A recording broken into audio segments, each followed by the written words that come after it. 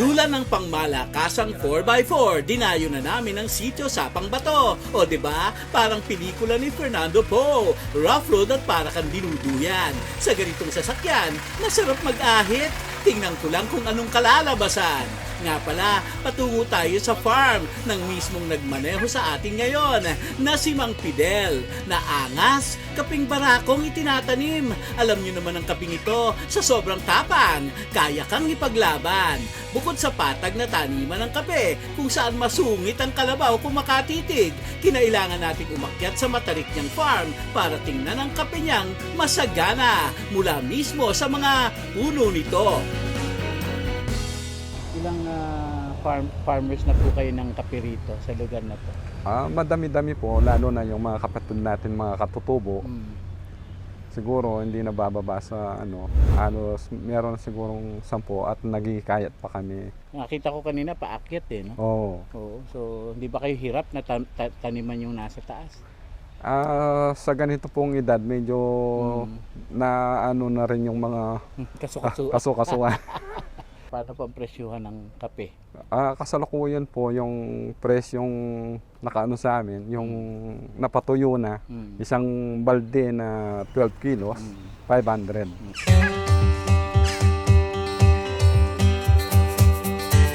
Kasama rin namin sa paglilibot na ito ang representante ni Mayor mula sa Local Agriculture Office. So, sige, unahin natin po yung umuusbong na kapihan dito. Nung pag-upo po ni Mayor po nung way back 2019, nag-set na po kagad sila na magipag-coordinate po sa mga IPs tsaka po sa local farmers po natin dito sa Pangbato, na magkakaroon po tayo ng data kung ilan pa po ba yung mga local farmers tsaka po yung mga IPs na meron pa pong kape, para malaman po natin kung kakayanin po ba natin mag-provide po ng coffee facilities po para sa mga local farmers po natin tsaka sa mga IPs. Yun, matanong ko lang Al, bakit parang malapit si Mayor sa mga katutubo, mga taga rito? Siguro po dahil po si Tatang Tarzan Carmelo Lasatin po yung naging mayor po noon tsaka naging congressman po yung tatay po nila. Malapit din po yung puso sa mga local farmers natin tsaka sa mga IPs. Siguro po yun po yung naging motivation po ni Mayor ngayon na yung pagpatuloy po yung nasimulan po ni Tatang Tarzan. At malaking pasalamat po kami na meron din po kaming mayor na kamukha po ni Mayor Pogi na may malasakit po sa mga farmers tsaka po sa mga katutubo po natin na IPs.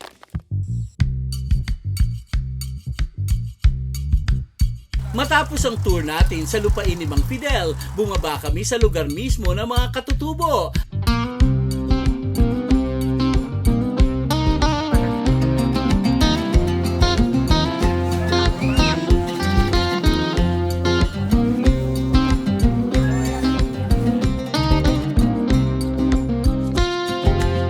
Ang Aita community sa pamumuno ni Chief Fred.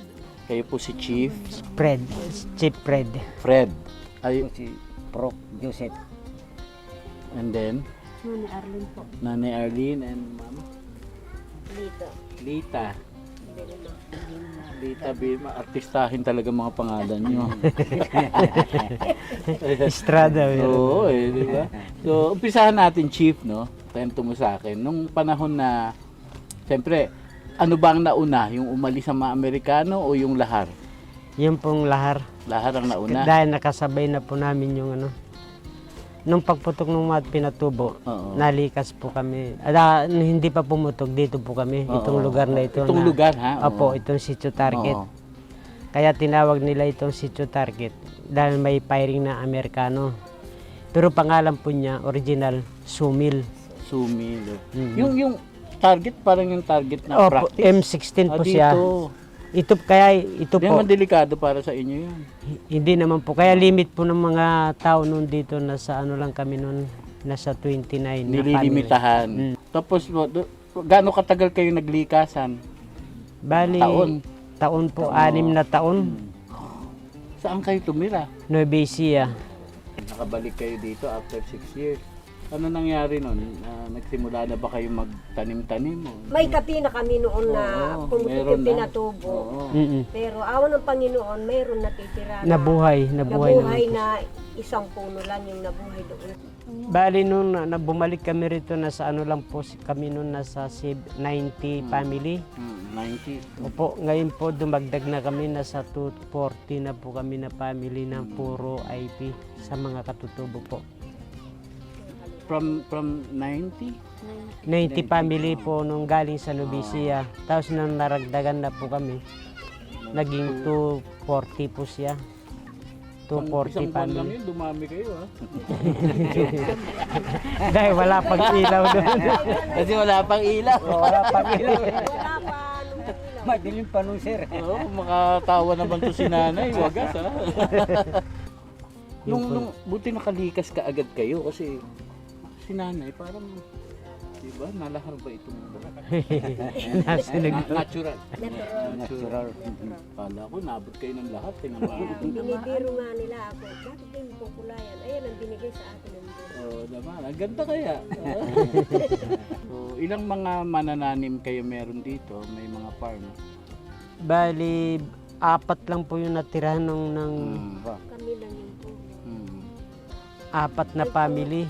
Yeah, kang Bukod, sige, 5 ko. bukod kuya sa ano? kang kumpare, Fidel Bama. Tapos kang Riquelme. Tapos kang Oh, yun ang panik. Bali po, Yeah, lima kayo. 5 sila yung mga Natirahan ulat. ng Tapos 4 na. Akala ko nagtatalo-talo na kayo pag nagsabunutan kayo. Hindi. Kuya ito, tapos ikaw pasabun.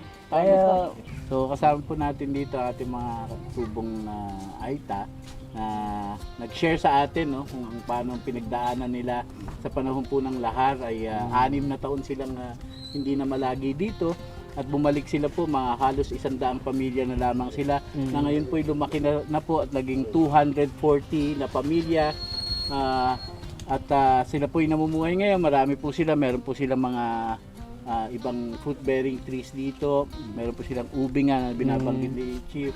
At saka, so sipag at tiyaga lang po ginagawa nila dito. So, ayan. Alam nyo, pwede ko kayo i-recommend. Di ba uso ngayon yung pag-extension? Pwede Thank you, Nay. Thank you, Nay. Salamat. Salamat po. Salamat po. Bukod sa kapihan na kalat sa Sitio Target, may mga tanim din silang ubing kamote at luya. Ganitong tsura ng paa ko eh. Kaya ka dumito. Parang patay yung ibig. Hindi, may sinamahan ng dahon pala.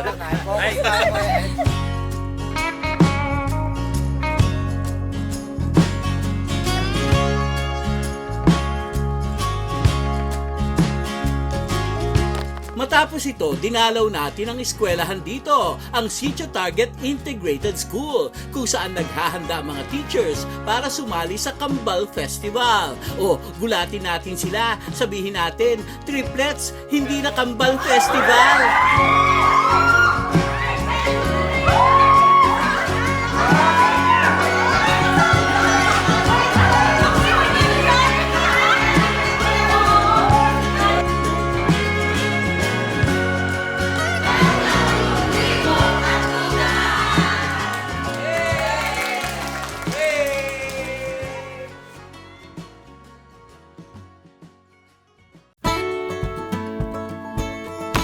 Nangiwa namin ang mga masasayang alaala at maliligayang mga mukha ng Sitio Target. Dinayo namin kung saan dinadala mga pananim nilang kape. Dito yan sa, panalong coffee shop sa pusod mismo ng syudad, ang Kape Baluan.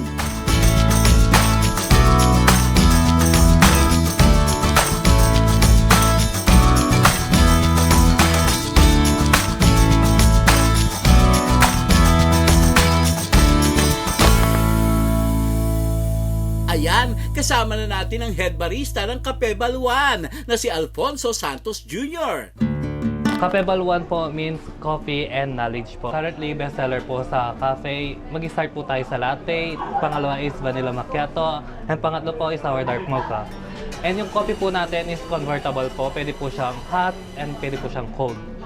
Ang unahin po natin gagawin ngayon is latte muna po.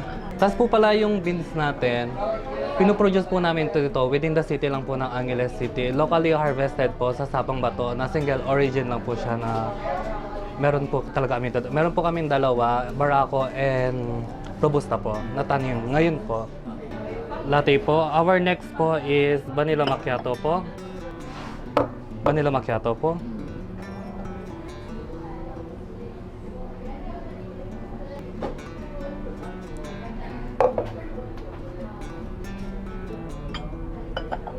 Next po will be the dark mocha.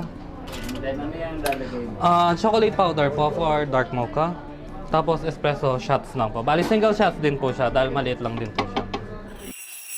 Tapos na tayo sa top 3 best sellers nila, Cafe Latte, Vanilla Macchiato at Dark Mocha.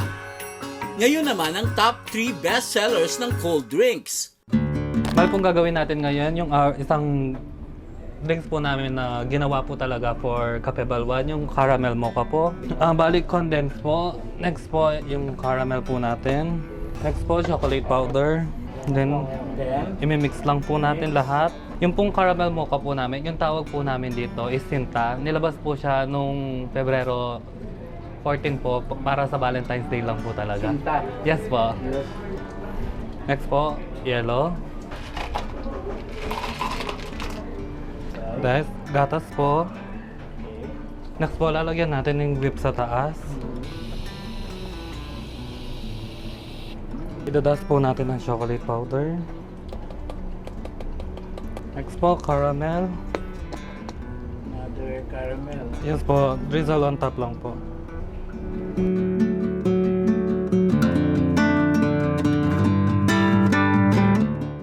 Carmelo po, or butterroll po, na pinangalan sa aming mayor po.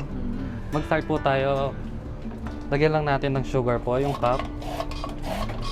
Next po, chocolate powder again. Next po is lalagyan po natin ng spice. Next po is peanut butter po. Tutunawin lang po natin.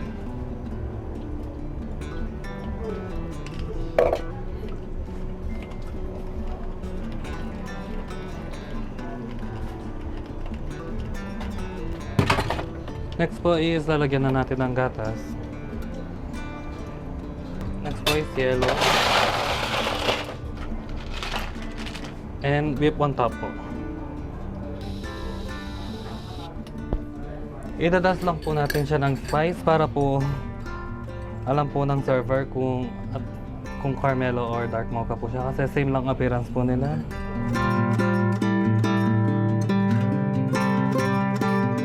Si Alfonso will be doing Reina. Yan, isa sa specialty nila dito. Yes po, Reina Superfood po na pinangalan sa aming executive assistant po. First, lalagyan po natin siya ng lychee popping boba. Next, ipipress lang po natin yung carrot, apple, orange sa ating press juice po. Then, extract lang po natin.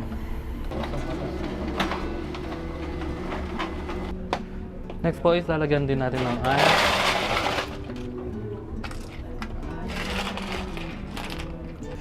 Yes.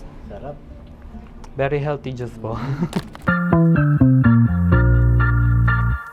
So sinerve na nga nila ang best of the best hot coffees, hot latte, vanilla macchiato at dark mocha. Ganon din ang cold drinks na caramel mocha, Carmelo de Baterol at ang Reina. Pero alam ba ninyo kung anong ipupush o itutulak ng mga ito mula sa lalamunan ko? Ito, sangkaterbang panini na gawa mismo nila dito sa Cafe Balwan. Meron kayong tatlong panini. Yes po, meron po tayong Angeles milk po, tuna panini, and 4 cheese po. Bali, ito po yung ating tuna panini po na may base ng mustard and mayo, tuna and cheese and veggies po. Next po is Angeles milk po na may ham and cheese po. Tapos next po is 4 cheese po na may iba't ibang klaseng cheese po, mga 4 and herbs po. So yan, available dito anytime. Yes po, anytime po.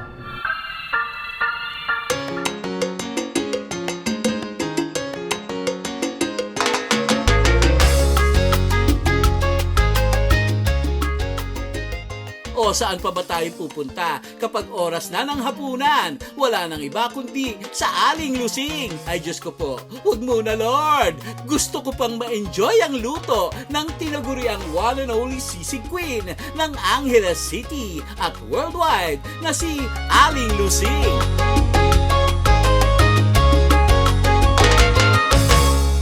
At nandito tayo ngayon sa Republika ng Pilipinas, ang ating pong segment sa Kain, Tulog, Gala o Tribo Katuga, Kain, Tulog, Gala, ang segment natin sa kain. So, kainan na naman. At papakilala po natin ngayon si Madam Carmina Pangilinan. Carmina Pangilinan. Third generation ng Aling Lusing Sisig. Third generation na po siya at siya ay apo ni Aling Lusing, ang legendary sisig queen na nagpasimula po dito sa Angeles City 1974 pa po. At nung time na yun ay Hindi pa ako buhay nun. Hindi pa. 1977. 24 ka nga lang daw, sabi nila eh. Thank you. So, yung nickname niyo, ma'am, ay? Mines. Mines. Si Ma'am Mines ay magde-demo sa atin along with Warren here. Si Warren ang taga-demo natin at i-explain sa atin po ni Ma'am Mines kung paano po ginagawa ang kanilang legend sisig po. No. Exclusive dito po yan sa Tribo Katuga. Ma'am Mines? Sige. Yung una natin gagawin, so, sasangkapan natin ng 1:2 kasi yung ano natin, Opo. sisig. Isang kutsara ng pepper, bechin, salt, tsaka yung liver. Konting Liver po ng ano lang. yan, ma'am? Chicken liver. Ito lang naman yung ano yung laman loob Okay. na ano sisig. Chicken liver lang. O, ito. Tapos, kasi kaya suka yung nilalagay ko kasi para medyo juicy yung Suka, sisig natin. okay. Kasi kung kalamansi, parang dry siya. So, konting suka lang. Yan. Pagkatapos, gaganyanin natin. Yan. So, dinurog natin ang Dudurugin lang liver. natin yung liver. Kawawang chicken liver. Oo. Ito yung isa rin sa nagpapasarap ng sisig. Oo. Yung konting chicken liver. Mm. Tapos, after this, tatadtarin ni Warren ang ulo ng baboy. Yari ka Tsaka ngayon. yung maskara. Oo. Tatadtarin niya. Mm. Yan. Ito ay pre-cook na. Ma'am Pre-cook Mines. na yan. Ano siya, nilaga ko siya. Pagkatapos ko siyang nilaga, inihaw ko siya. Gano'ng katagal? Ang Yung paglaga, ay matagal, para malambot siya. Mga 3 years, gano'n? Ay, di! Hindi naman. Mga 1.5. 1.5 years. So, Hours. okay. So, halimbawa, natadtad na niya. Oo. Ito Ayan na na yan, ito na yung finish. natadtad niya. Mm. Siya. Lalagay ko siya dito. Okay.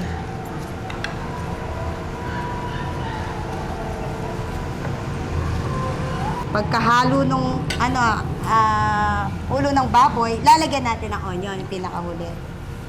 Yung onion niya. Haluin ulit. Mm.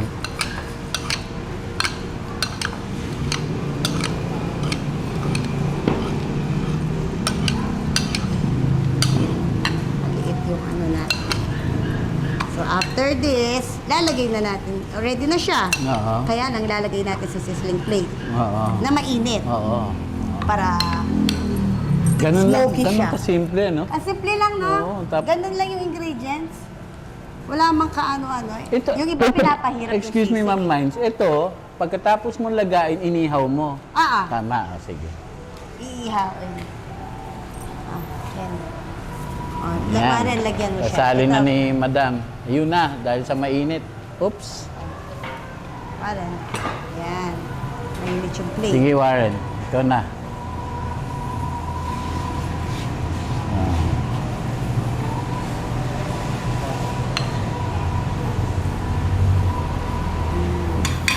Ang ganda, oh. Pag-i-smoky. Pag-i-smoky siya niyan. Yan ang masarap sa sisig. Yung puso. God! Woo! Si Aling Lusing ay nawala siya noong anong year?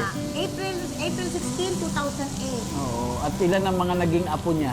Ay, marami Alam kami. na, no? 7, 8, Nasa 20 kami. Ang anak muna, ilan? Ang naging anak? 7 yung anak niya. 7. At lahat yung binuhay niya Ay, oo. mula sa sisig. Oo.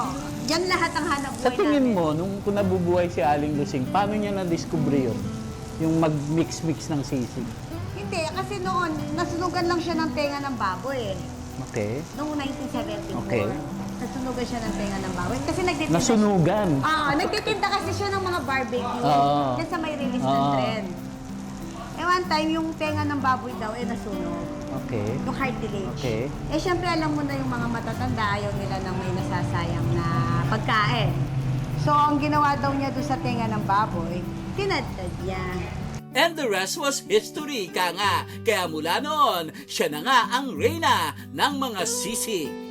Kaya pag Pero alam mo, may kwento ako narinig tungkol sa bakit nasunugan ng tenga si Lola Lusing. ano? Kasi nung nag-iihaw siya ng tenga, may 3 marites na lumapit. Natagalan sa chismis. Mahilig ba sa chismis si Aling Lusing? Siyempre, alam mo na yung matatanda. Minsan uupo yan sa harap ng tindahan.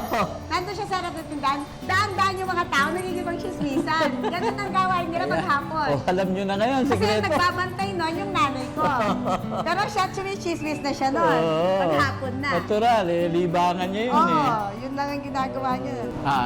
So, natunghayan po natin ngayon ang storya, ang kwento ni Aling Lusing na talaga naman pong legendary dahil nga siya po ang nagtatag at siya po ang tinaguriang Sisig Queen dito pa rin po sa ating Tribu Katuga, Kain Segment, Republika ng Pilipinas. Thank you so much. Thank you, sir. Ay, teka lang. May pahabol si Ma'am Mines. Minsan lang ito kumirengkeng Pagbigyan na natin. Shout out po kay Rainier Yu. Sa BF ko, Sa boyfriend niya na nasa Maldives. yun, di ba? Siya po yung manager doon. Kasi nga, ang hang po ng sisig ang pagmamahal nila. Minsan lang Thank you, sir. Alam mo din si Mang Mines talaga. Para marinig niya yung in love na in name love niya. talaga Syempre. Kaya talaga, kasing bangot, kasing anghang ng sisig. Kasing pagmamahal kay Rainier. So, ingat ka dyan, ha? Rainier. Ingat! Big! Pagkatapos nating bisitahin ang Aling Lusing sa original na branch niya sa G. Valdez Street, Barangay Agapito del Rosario, dito pa rin sa Angeles City, dinayo natin ang isa sa kanyang branches sa Angeles City na matatagpuan sa Santo Entierro Street, Barangay Santo Cristo. Sa mga nagdaang araw namin sa Angeles, bumisita ang Team Pambansang Pantanggal Umay sa Toto Bits, the best street food in this side of Angeles, at nakikain sa ewang ko, nakakasepang sa pagkain dito sa Apag Marangle sa Marquee Mall. At oh my God, the steak was so good at Cactus Jack sa may Best Western Hotel sa Angeles City pa rin. Ay, busog! Sarap buhay ko, no?